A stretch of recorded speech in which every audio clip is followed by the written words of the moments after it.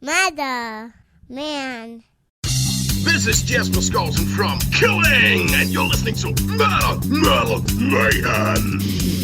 Spreading faster than a case of the clap in a trailer court. Able to shatter eardrums within a 666-mile radius. A podcast more brutal than all the rest. It's Murder Metal Mayhem!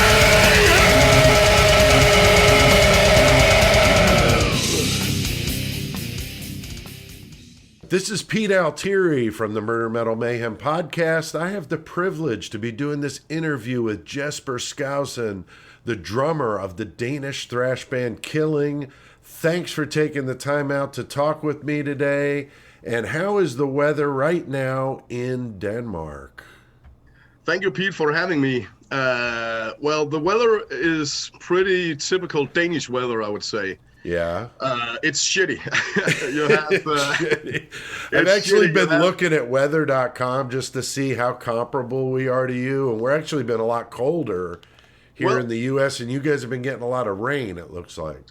And, you know, I remember in my childhood, I remember snow back then, but it's like for the past 10 years or something, we have had snow, but it's more raining and windy than it's really winter weather here.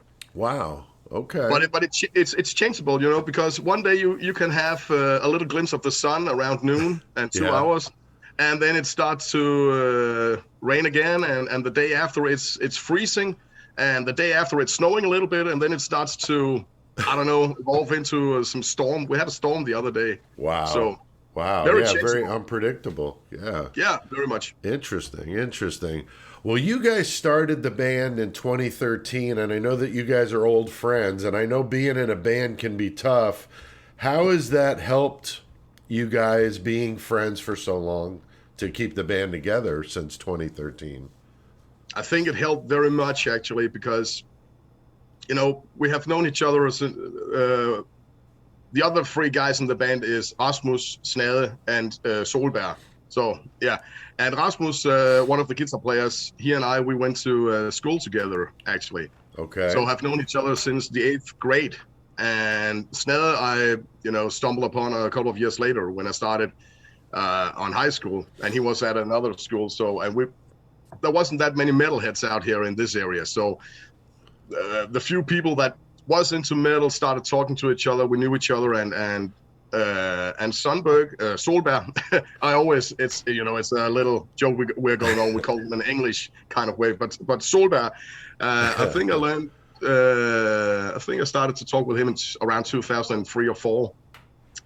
So we have known each other for many years, and we have also played together in different kinds of bands and over the years. So we know each other personally and also on a musical level. And I think that has been really good for us. It's like an old family, an old marriage between friends. Yeah, so but the fact that you guys are friends does make because there can be some trying times in a band. So having that longevity and friendship, I mean, that's awesome. That's really cool. Now the name. Go ahead. I'm sorry. But it's okay, Pete. But you've heard stories about these, and I know of bands that they started out, they didn't know each other to begin with, and after 6 months, they suddenly find out that probably musically they don't really fit together, or on the personal level, they start to really annoy each other, and sometimes a lot of lineup changes before they find the right amount of people. Or the band split up, and that's a shame. Right. So, yeah, I agree. Now, the name Killing, when I first heard it, I was like, that's really brutal, and I definitely want to check this out. Which one of you guys came up with Killing, and what, is there any story behind it, or is it just as brutal as it's intended to be? I don't think it was intended to be brutal in that way, but it was intended. We knew we wanted a one-word name, like all the old heroes from the 80s and all that. And we had to come up with a name that wasn't taken, which is actually quite a task. It is. And we started to brainstorm, and I think I can't remember who came up with it. Up with it. Excuse me, I have the coronavirus at the moment, so my brain is a little bit. Yeah, you got corona on the brain. That's all right. Yeah. So if my pronunciation is a little bit incorrect or whatever, sorry.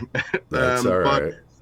But I can't remember if it was like 6 months after we started the band or a year after, but I remember it took quite some time, and we brainstormed the hell out of it.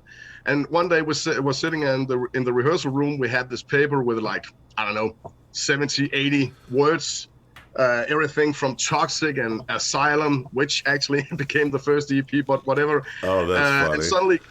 And suddenly Killing was one of the words, and we were looking at each other and say, okay, this is pretty thrash. This is a thrashy name, Killing.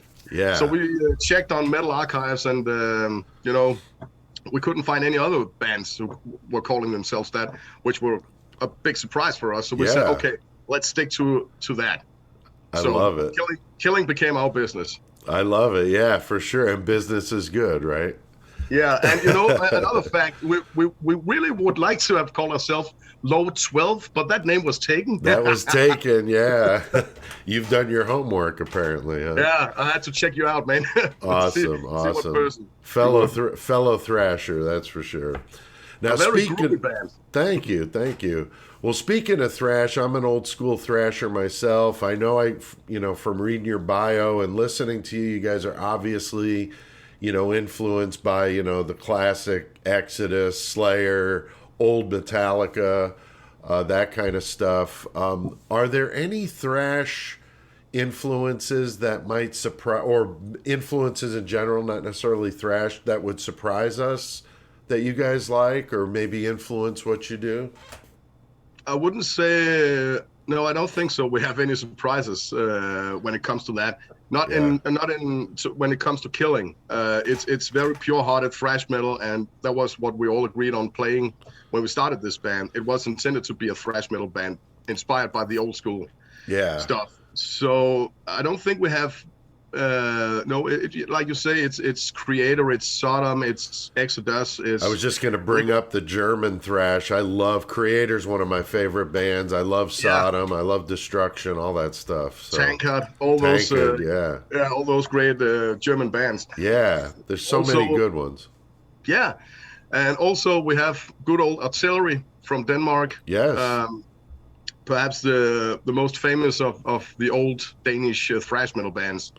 The only band that still is alive to this day and kicking. Yeah, so, that's impressive. Yeah, those guys go back a way for sure. That's that big time influence on a lot of people. Yeah, definitely, and also on us because the first 3 albums are classic ones.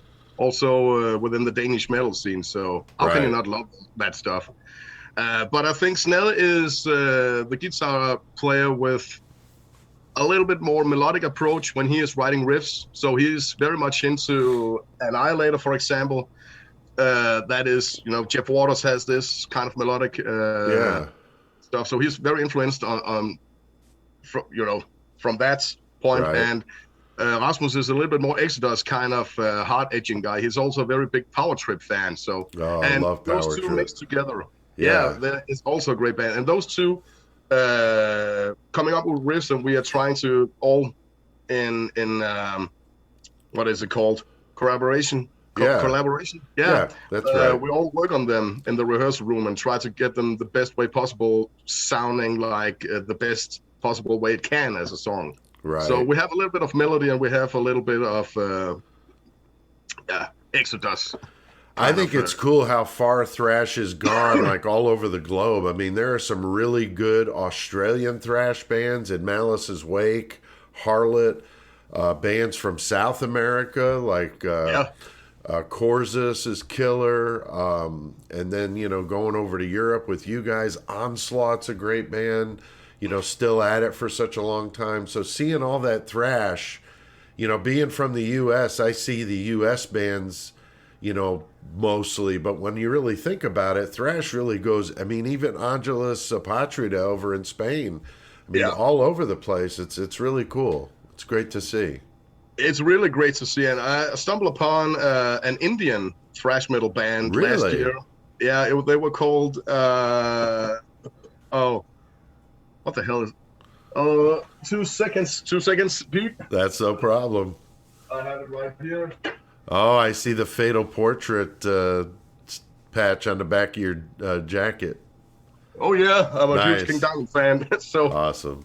Amorphia. Okay. I don't know if you have known about these guys. No. No, I'll I'll have to send you. check it out. I'll send you a link. It's very. They are aggressive as hell. They just want to plow ahead. I love that stuff. Awesome. Yeah, definitely check that out. Now, tell us about how things went when you recorded your last album. That was from 2021 called Face the Madness. It's killer, start to finish, just relentless. But what was the recording like? Thank you very much. The recording, well, the first EP we did and the single we did, we recorded that ourselves. We have a little studio out in our rehearsal room, and we recorded that ourselves with Snell being the mixing and mastering dude on that. But we decided that when we were going to release the full-length album, we wanted to go into a real studio, if you can say that, with more, what is the word? With a dude that had been doing this stuff before. Right. What is it? Like a recording engineer? Yeah. And when we were looking for the right studio, because we knew we wanted a dry sound and some aggressive attack on the sound as well, but we didn't want to sound too modern. So it also had to be a little bit harsh, a little bit, not too much. So the right amount. And we were talking about who could provide us with that sound among these Danish producers. And we have quite some names here. Tue Madsen, if you've heard about him. Yes. Yeah. A very heavy sound, and he's really good. And we talked to a lot of different kind of producers, and we ended up with Jacob Bredal. Okay. Who some people maybe remember from Hatesphere, a Danish death thrash band. Yeah. He was the singer on the first 5 albums with them. Oh, wow. Yeah, and he has the studio, and it's located like 50 kilometers from here. Rasmus, our guitar player, he lives in the same city in Aarhus, where his Dead Rat studio is located. So it was also very convenient that we could, we didn't have to travel. Right. I don't know how many kilometers to do it. So we booked time with him and talked to him about the project and what kind of sound we wanted, and he gave us it. It sounds really good. He hit the spot, man. So that was cool. So I think the recordings took like 10 days, and then he mixed it, and he sent us some of the first examples, and we were just like, okay, this is good. Yeah. So, no, that's really awesome. I'm really definitely digging the production on that. And I like the fact, like you touched on, it's got that rawness, like not too polished, and like you said, not too modern, very old school, but I really love the whole way you approached it. He obviously did what you wanted, and that's awesome. Now, you released that on Mighty Music, and that is, of course, a legendary Danish label. How did that come about? Actually, it was the boss from Mighty Music that wrote a message to me on Facebook one day and asked me how come we hadn't been in contact with them about some cooperation with Killing and Mighty Music. And I was like, well, at that time we hadn't been actually talking about when we were going to do the album, because we had 10 shows. We had booked 10 shows in the beginning of 2020, but then Corona came and destroyed everything. So all these jobs, we could just wave goodbye to those. And then we had the time to do the album, and we recorded it in August, September, around that time. And at the same time, we were talking with him about the contract and all that, and they really would like to release the album. And I think the negotiation took like a year or something, and then it was we accepted it, both parts, and we wrote contract with them in February 2021. Okay. And the album was done, and we had the Mario Lopez artwork done. Everything was ready. So now we just needed the music videos to do those.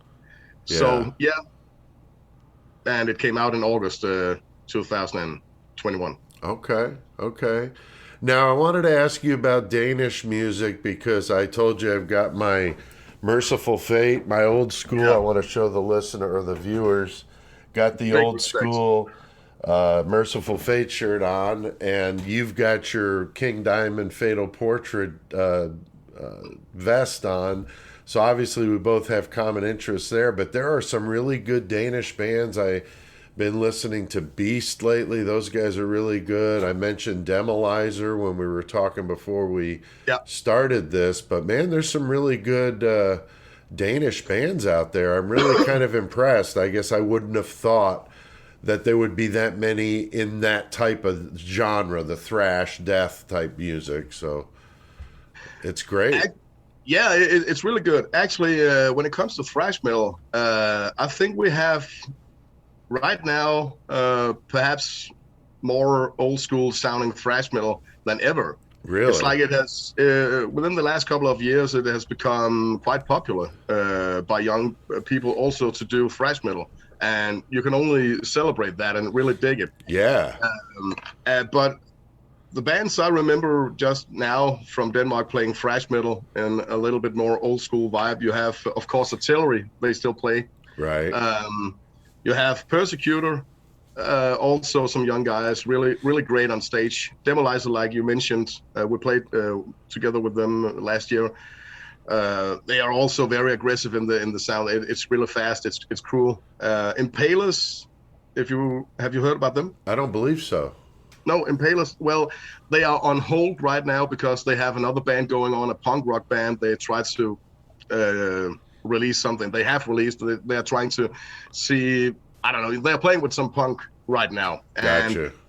But they are going to play one concert this year under the name Impalers, and really great. They have released 3 albums and a lot of EPs. You have Lepid. Okay. Also a little older band. They started out in the 90s, have released some albums and EPs. Really nice guys. We've played with them many times, and we hang out also on a personal level. So that's cool. A more groovy kind of thrash. You have some young kids called kids. They are 18, 19 years old. But part-time have also, the first album is on the way. You have a band called Terminalist. You have a band called The Stabilizer.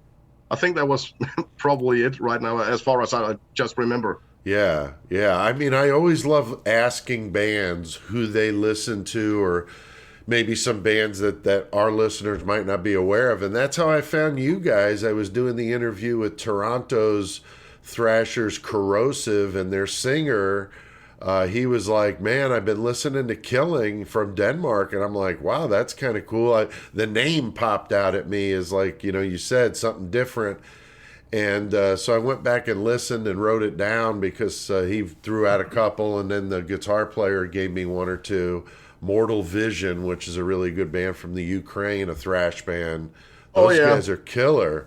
Going to be doing an interview with them as well. So cool. I've just learned about so many great bands this way. I mentioned the Australian bands at Malice's Wake and Harlot, same thing. So you mentioned quite a few in that last question, but were there any others you wanted to add to that conversation of bands you've been digging that we might not know about? Actually, I'm personally at the moment I'm very much digging into the 70s prog rock department. Oh, okay, that's cool. It's something completely different because I love the 70s and the 80s, my favorite decades of music. Right. And within the last 5 years, my interest for especially prog rock from the 70s, it has grown, and right now I'm just digging far down the soil to see what strange and bizarre bands from back then I can. Oh, there's a bunch of them.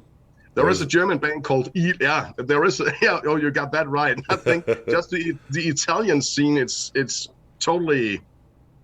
I don't know how many thousands of bands from back then, but there is a German band I really dig, and it's Eloy, an old band. Okay. I've never heard of them before. I think they have released like 21, 22 albums or something like that. Yeah, and especially the late 70s and early 80s, they're very synth-based prog. It's very spacey, but it's really good. That's but cool. Besides that, if we're going to talk about metal, I think the two bands, I have dozens of bands. I'm a huge collector of I could see that. That's cool. So, but besides the prog, I think Evil Invaders. Yes. I really love that band. It's the best live band we have at the moment in the world. Wow. I love the band. I've been starting to listen to them too. Don't they have a new album getting ready to come out, or did it just come out? No, I think the next single is going to be released February 22nd. 22nd, February 22th. No, okay. 22nd. Sorry. It's all right. COVID. Yeah. February 22nd. That's cool. Yeah. New Schizophrenia comes out on the 18th. That's my birthday. I'm pretty stoked about that. Those guys are really good thrash death metal from Belgium. Those guys are killer.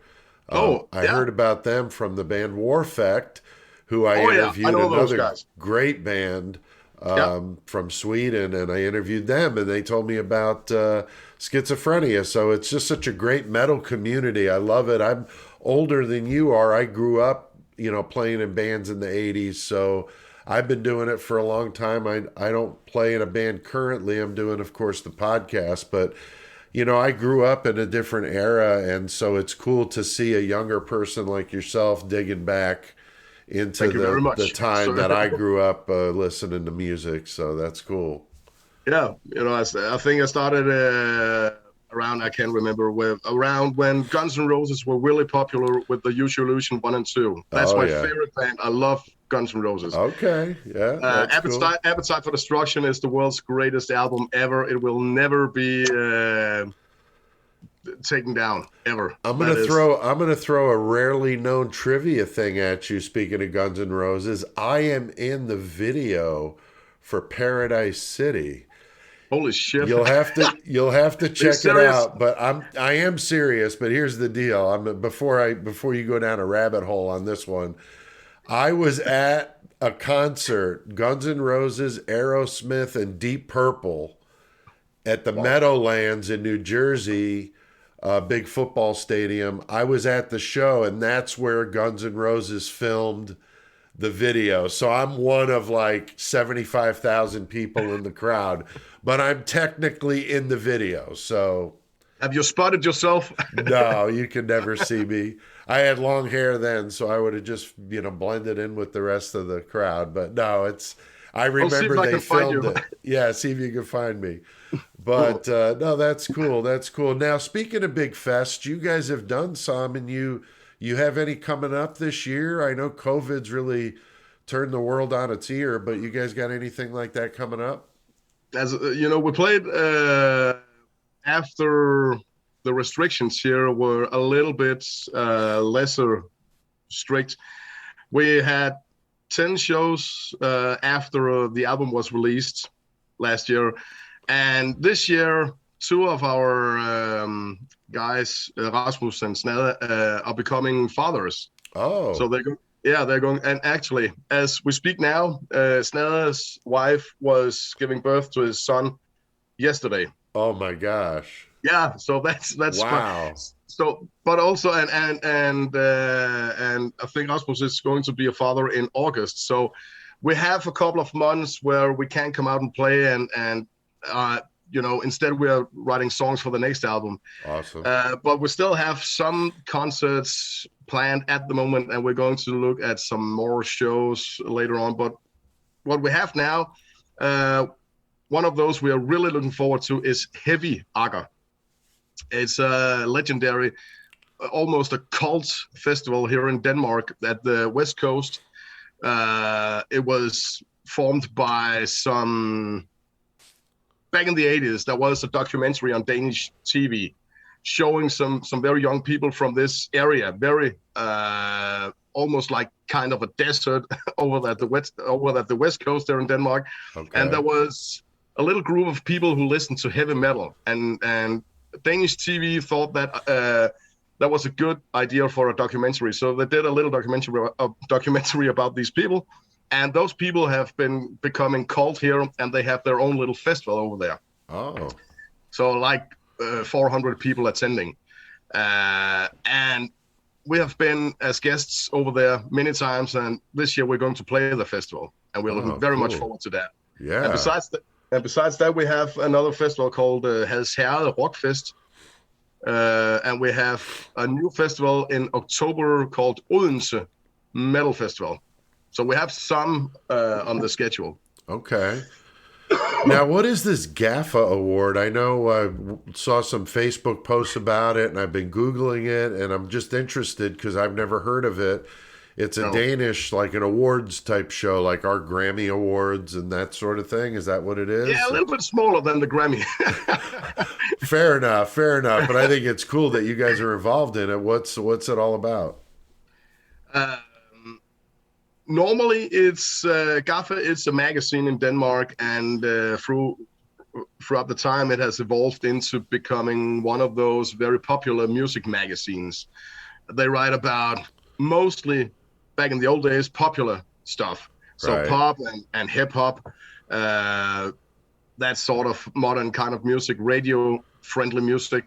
But within the last, I don't know, maybe 10 years, metal has become a little part of this magazine as well. So also when they have these nomination and prizes, award shows, I actually don't know if there is an award show, but there is some awards being given. And then people can vote for the ones they think should win and all that. But for me personally, I don't. Oh, that's the dog. Sorry. That's if you can hear okay. something. That's okay. I cough and she's barking, so that's. But yeah, for me, it's not that important. It was fun to be nominated because I think that's cool that you're part of it. I mean, Beast is in it too. I saw. Yeah, they're part of it. Yeah, and also some other great Danish band. Livløs Møl was also nominated. So, but we haven't. We have been rejected after the first part of the nomination. Oh, so okay. So you're out of it now. We didn't have enough fans and supporters and friends. So I think it's cool still really cool, though. I mean, like you said, a lot of those awards go to the popular bands and the hip hop, the pop music crap, and the fact that you guys were part of it. I think that's cool. It shows metal is definitely alive over there. There's people that like it, and that's all that matters, really. If we had won, I would have started out a thank you speech by saying thank you to Jethro Tull for not putting an album out this year. Yeah, I know a lot of people cool. didn't like that very much. That's for sure. Actually, I just in this Corona isolation I'm in right now, I'm bored like hell sometimes. So yesterday I was just surfing YouTube, and I found this where they played One, Metallica, from the award show. Oh, really? Yeah, and that's pretty cool. And you can see in the comment section a lot of the old school thrashers. They said that is very important. Yeah. The whole thing that one of their bands, underground bands, I know Metallica was pretty popular among those bands, but still they made it to the TV and they played One, and the audience was like, okay, snobbish people, like, oh yeah, now here comes the working class heroes, and they just destroyed everything. I think that is cool. No, I think that is really cool. I agree. Now, speaking of cool, your music videos are awesome, man. I love the way you guys do those. Thank you very much. Do you guys do those yourselves, or do you have? I mean, obviously, I'm sure you have some help, but I mean, what? How does that all get put together? Because anybody that's watching this, I'm going to link to some of these videos in the description of this because these are just too funny. I really, really like your music videos. Those 3 videos we did for Face the Madness is like a trilogy.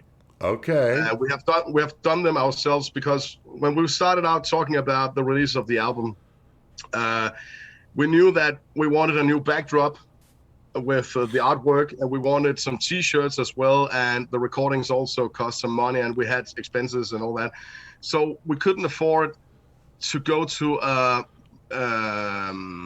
one of the more, now I'm missing the word again. It's not talented. It's one of those people that a professional, a more professional guy that could do the video. We couldn't afford that. So, but luckily we have been involving. We did the last video for Raise Your Anger, the single. We did that ourselves, and that was fun. We were at this hospital and got some friends like zombies going around and all that shit. So we thought, how can we make videos that we can't afford to make a high production value, but we would still like to do videos that could be cool. So instead of trying to get up on a totally unrealistic production value, we went down and we said, okay, we're kids of the 80s. We love the 80s. We still remember we have been going so many times in the weekends when we were kids, renting VHS at the local shop. I love that video with the guy with the VHS tapes. Yeah, that's great stuff. Yeah, and so that was it. We wanted to do these like a tribute to the horror kind of 80s section. You totally nailed it, man. Thank you very much. Totally nailed it, because I grew up in that era, so I know I was loving it. Yeah, it was great. And the main character, we knew that we would like to combine those three, make it a trilogy. And the thing was that we had one of our friends, a very tall dude called Holger. He became this one-eyed person, this mysterious figure, to be the same person in every video. And he had to be like the symbol of evil, the symbol of madness. And so the first video is just a basic slaughter. He kills another guy. He is hitchhiking. And to begin with, you're thinking that the guy driving the car is the killer, but it ends up the other way around. Right. And the next one, he has evolved into becoming this cult leader, and he has this following among him, and he's holding this meeting in this barn, some kind of a cult kind of feeling, and he's like a snake, and he gets them to drink venom, and they are all dead. He poisons them, and he steals their values, and he drives off. And then the last one, he is even he's taking another step up. So this time he's going inside the head of the poor main character of the video. So when he's watching this killing concert at his TV, the one you're talking about, suddenly he is there. It's like a Dead kind of feeling. Yeah. No, it's hilarious, man. You guys really did such a good job. I'm really blown away that you did that by yourselves. That's really cool. Thank you very much. Very, very creative. Now, if you had to put together a dream tour, if COVID wasn't here and you had no restriction, you just go out on a tour, Killing plus two other bands, what would be your dream lineup? Something that would just blow you away. When you asked me that question earlier, I was thinking that I could possibly answer that by putting it into three categories. Okay. The first one would be to be a support band for two of the really big thrash bands, like, for example, Slayer, if they were still around, and Metallica. That could be cool. That would be cool. Or going on tour with Creator and Megadeth, perhaps. So Testament, Exodus, some of those high bosses of thrash metal. That could be cool to warm up for those guys. And if it had to be a little bit more realistic, I would say that Evil Invaders, like I mentioned before, would be cool to go on tour with them. And there is another Belgian speed metal band called Butcher. Yes, they are really cool. Yes, you know them. Yes, I love Butcher. it, that 666 goats carry my chariot. That is greatest album released that year. That's the best name of an album I've ever heard in my life. Yeah, that is just awesome. And the drummer is also the drummer in Schizophrenia, the band I told you about. Oh, that's how I found out that Butcher and it was the same guy. Yeah. Okay. So, Schizophrenia, really great. But yeah, Butcher is wicked. I love the name of that album. Yeah. Yeah, I love it, and I would really like to play with those guys. But there will be an issue if you had to put on this tour with Butcher and Evil Invaders at the same time, because Max Mayhem is the guitar player in both bands. Oh no! And I actually I have been writing a little bit with him because I would really like to get them to Denmark, Butcher. Yeah. And I said, how about bringing also Evil Invaders? And he said, well, playing with both bands the same evening, not gonna happen. That's a long night. Yeah, it's a long night. And you know, I have never seen such an energy like Evil Invaders. So if he has to have energy for 2 shows, right, with an energy level that high, I think that he would will kick die. anybody's ass. Yeah. Yeah. So that's cool though. Yeah, it's funny that you know about Butcher, because I stumbled on them, and when I saw the name of that album, I sent that to my co-hosts from Murder Metal Mayhem, and they were loving it. Yeah, we just really like that. Now, you're a drummer, and, I thought I'd ask you, what about influences for you personally as a drummer? I mean, what got you into metal drumming or drumming in general? Guns N' Roses, without doubt. That was my musical wake-up call. That was when I heard You Could Be Mine by Guns N' Roses. And then I was seeking out what they had done, and, I discovered the first 4 releases, also the EP. So I would say Steven Adler and Matt Sorum, those 2 guys would be the first inspiration source for me back then. And then I would say Phil Rudd from AC/DC, because that also became one of my fans back then. And I would say Lars Ulrich, of course, because it's Metallica and the first and he's 3 Danish albums. Too. Yeah, and he's also Danish. So, and I have to include Clive Burr, Nico McBrain from Iron Maiden, because also an early inspiration to me. Oh yeah. Yeah, I could mention Clive Burr. I love Clive Burr and Nico both, but yeah, Maiden is for a bass player. That's what I played. Definitely Maiden for me with Steve Harris. I mean, hard to top that. Geezer Butler, Black Sabbath, just the tone for days. I mean, that's just monster. So it's always cool to talk to another musician about what got them interested in playing. So. Very cool. I could mention also Mickey D, from the first couple of King Diamond albums, and later on. Oh yeah. Well ahead, of course, but I really love his drumming on the first on the albums with King Diamond he's involved with. Yeah, I actually met him on the King Diamond's first U.S. tour. He had just been in the U.S. for like an hour, and he was just looking around. He couldn't believe it, and I talked to him for just a few minutes. After he got done doing a sound check. No, it was them and Megadeth. King Diamond, Fatal Portrait, and Megadeth for Killing Is My Business. So you were there when they were touring Fatal Portrait? Yeah, the first show of the tour was at this place in Connecticut not too far from where I lived, and so I went and seen him there. Yeah, and Mickey D you lucky bastard. I know. Well, like I said, I'm older than you, but my friend made my face up to look like King Diamond, and I was hanging around near the backstage area, and his manager Ole Bang came out and said, "King wants to meet you," and they took me backstage, and I got to meet King, and he took his. He was sitting in front of like a theater mirror with light bulbs around it, Yeah. And he was taking his makeup off, and we talked for like a half hour. It was the coolest thing. Holy shit, man. But none of the other guys spoke any English. They just kind of smiled and nodded, but King spoke English, but they were all speaking Danish, I assume. So, but yeah, it was a life-changing experience for sure. I was, totally into that stuff back in the day. So I've been around for a while. 2 things when talking about that episode. Just a question. Did you ever see Merciful Fate back then? No, I missed Merciful Fate because I could have seen him on Don't Break the Oath, but I wasn't listening to him at the time. So I didn't know anything about it.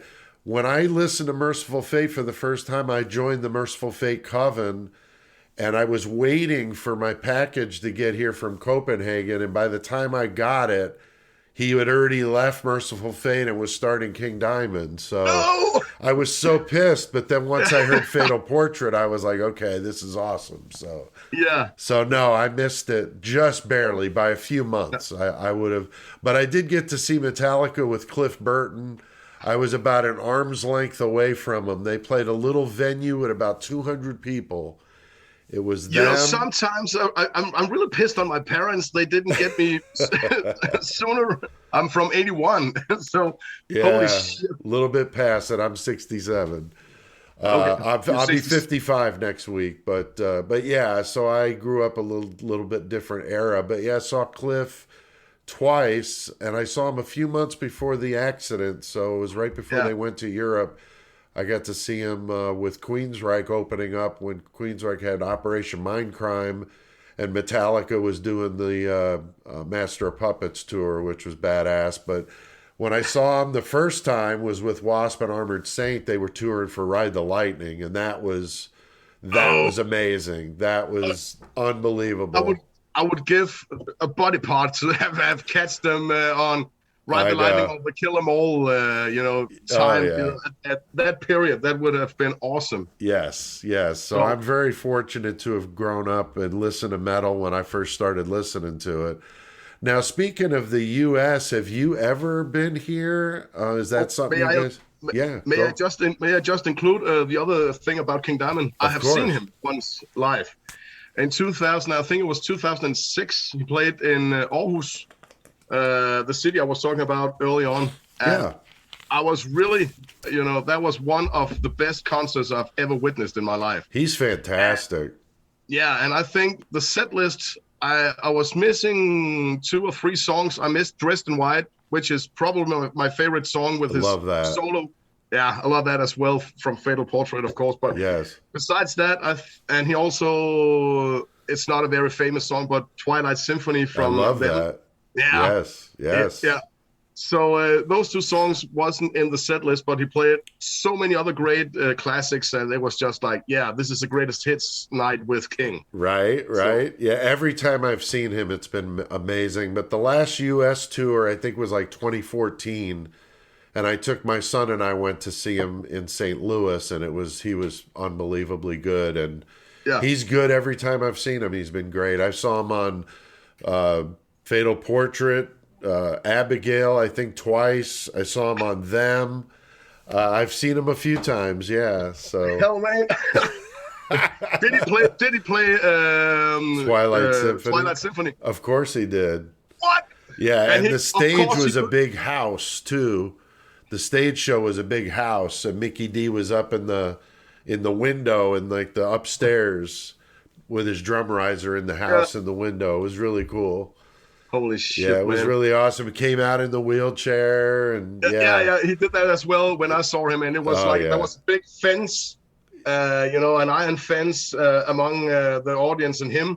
Yes. And Grandma was being rolled in, and on Abigail, the thing with the doll and the coffin and all that. Oh yeah, she'll be nailed to the coffin. That's right, with 7 silver spikes. Silver spikes. That's awesome, dude. Excuse me, I was interfering with the question. Oh, no, it's okay. I think this has been probably one of the more fun interviews I've done. It's really cool.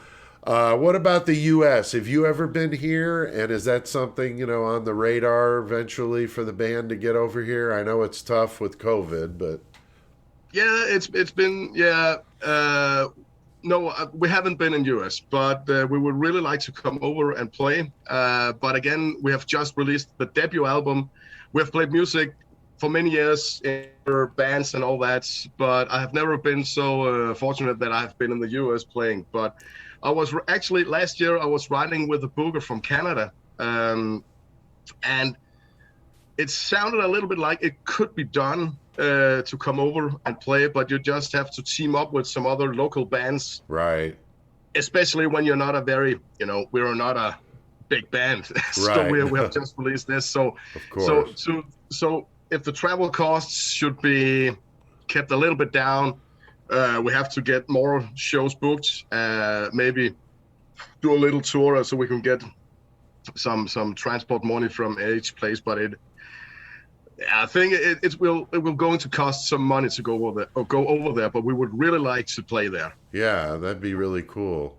That would So definitely be really... if you know any bookers that would book Killing in your local area, and they have like 30,000 crowns or whatever to get us over there, that could be cool. I'm about 3 hours south of Chicago and about 3 hours north of St. Louis. So if you guys ever came over here, I'm sure you'd be in one of those two cities. Definitely love to see you. And you have a couch here that you could crash on if you need one, all right? Thank you. And we'll drink some beer and listen to some King Diamond and Merciful Fate all night. Oh, fuck yeah, we will. Now, what about social media? What are some ways our listeners can get a hold of you guys? I know you're on Facebook. Yeah, we also have an Instagram. Solberg is dealing with that, and most of the time I'm dealing with the Facebook. Okay. But we actually don't have that. Yeah, we have a YouTube account as well, and we put up a little bit of stuff. We haven't been that good to use it just for small clips. We normally put that on Facebook or Instagram. Right. That's cool. And what about buying some merchandise? I'm definitely going to be interested in getting a shirt. I love buying shirts from bands. Yeah. So how can our listeners get a hold of some merchandise? Bandcamp. We have a Bandcamp with a shop. Okay. We have T-shirts. We have the music as well, and CDs. And I don't think we have tapes left. We also have had a lot of tapes. Okay. I think they have been sold out, but we have some other stuff. Okay, I'll check it out as well. Oh, thank you. Yeah, I'll link to that too. If you're listening to this, I'll link to their Bandcamp in the episode description so you can score some merch, because that's how these bands are able to survive right now with all this crap going on. So, but it's actually fun when speaking about Bandcamp and the US. Actually, the last. Also, we have a Spotify. I forgot to mention that, because that is the guitarist Rasmus. He is dealing a little bit with that, and he said that we have mostly listeners this month from the US. So I don't know what is going on over here, but we have also sent a lot of merch to Canada and the States. Well, we've been talking about you guys. I've been pushing the crap out of you guys for about the last 2 or 3 weeks. Okay. So hopefully we're helping some. Murder Metal Mayhem is very popular here in the U.S. and Canada. We have listeners all over the world, but a majority of our listeners are from the U.S. So okay, cool. Thank you very much. Spread the word. Pete, if it's you who are responsible for us throwing a lot of merch over the sea, it's cool with us. Thank you very much from the whole Camp Killing. Of course. Happy to do it, and I definitely will buy myself a shirt. Now, anything you want to add, Jesper, before I let you go? We talked about a lot of stuff. Yeah, thank you very much for having me and Killing here on your podcast and video blog. And thank you for all the listeners out there taking time to listen to all this babbling from a sick man from Denmark. So, and again, I'm very sorry if I sound a little bit... No, you sound fine. I'm a little stuffy myself. I got a little bit of a cold, not COVID, but a little bit of a cold. So, are you sure, man? I hope not. Now, thanks for doing this interview with me here for Murder Metal Mayhem. Best of luck to you guys in Killing. It was a pleasure. Keep on thrashing and keep in touch. I'm going to end this interview with a song you sent me called One Last Victim, so our listeners can check you guys out. And so as we close this thing out, thanks again, man, and horns high from us here in the United States. Cheers from Denmark to you, Pete. All right, man.